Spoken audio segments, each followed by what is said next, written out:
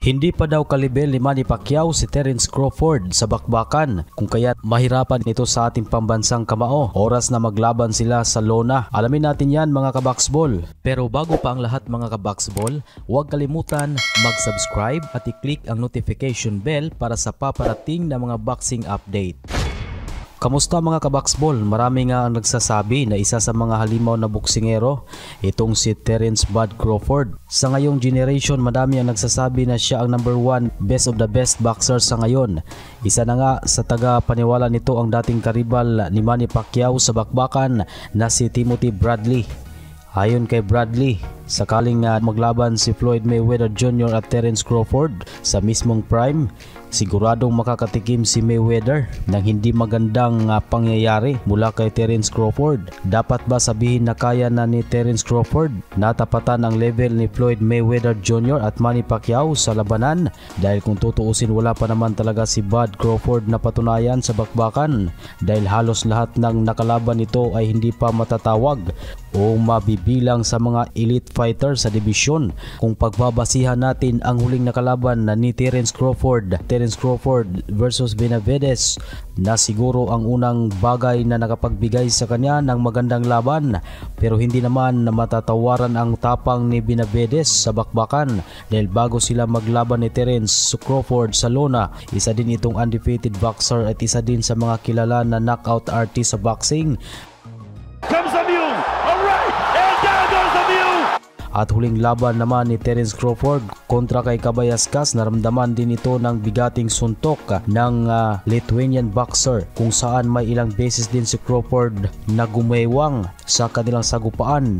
At tignan at pag-aralan natin ito mga kaboxball.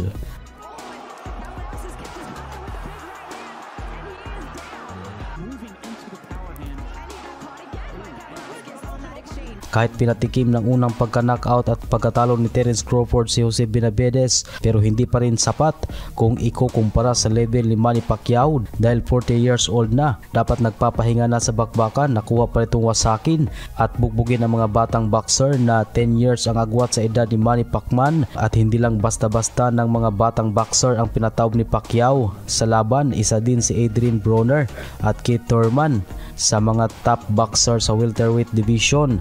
At kung mabagsik lang ang pag-uusapan, halos kalibel lang si Terence Crawford at Thurman sa laban. At bukod sa taglay na pagiging hambog at kupal ng mga boxer na to, hindi naman may kakailan na may pagmamalaki talaga sila pagdating sa bakbakan. Si Adrian Broner, siya lang naman ang pinakabata na naging kampiyon sa 4 na magkakaibang dibisyon. At ang huling nakalaban ni Manny Pacquiao na si Keith Thurman, halimaw talaga sa welterweight division, na unified nito ang parihong WBC at WBO world title, pero tinuruan lang ng ating pambansang kamao ng leksyon ang mga batang kampyonato pagdating sa boxing ring. Ito, panoorin natin itong mga kaboxball.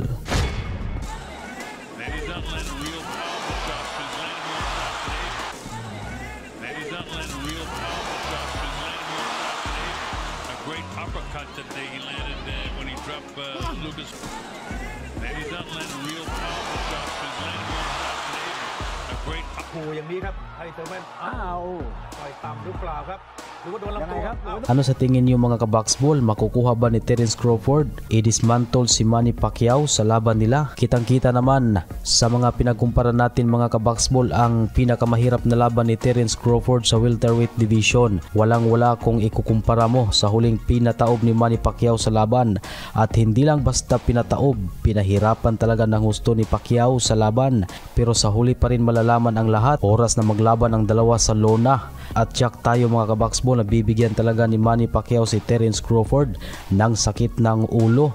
O anong masasabi nyo dito mga kaboxball? I-comment nyo lang at mag-subscribe na rin sa ating channel. At maraming salamat sa inyong panunood.